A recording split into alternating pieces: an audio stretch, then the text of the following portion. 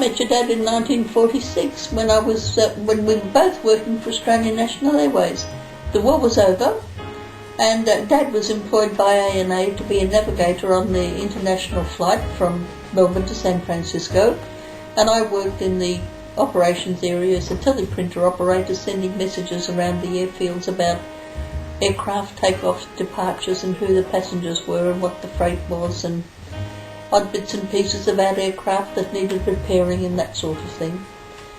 And I would be taking manifests over to George so that he would know what he could expect to be looking after in dispatch, either arrivals or departures.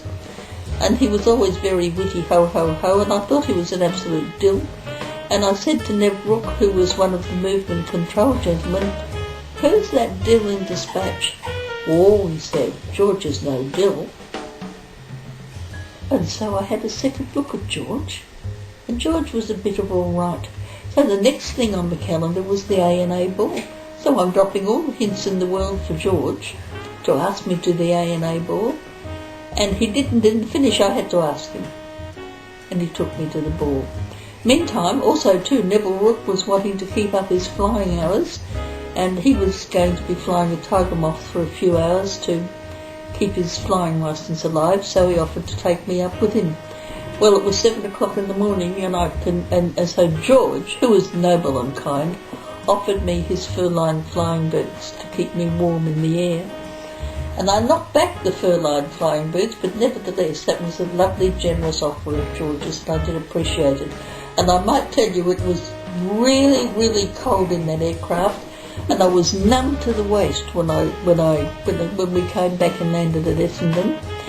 And I had a 45-minute walk to the tram, and then a 25-minute ride home to Moonee Ponds, and quite a long walk down home. And I'll tell you something, I didn't feel my legs and my waist until lunchtime that day. I was so cold. Well, Grandad, after asking me those two questions, he just said, "Oh, well, you better marry," and then walked out of the room. And everybody came in and said, "Rah, rah, rah, rah, rah."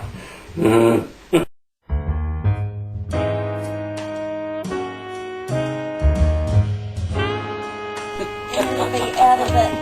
Hello.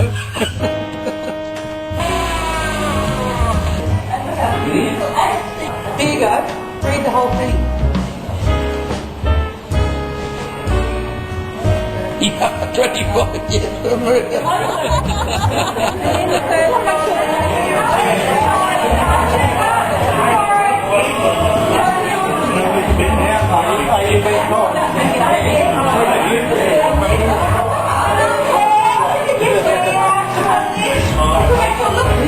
Thank you all, and once again, thank you for coming.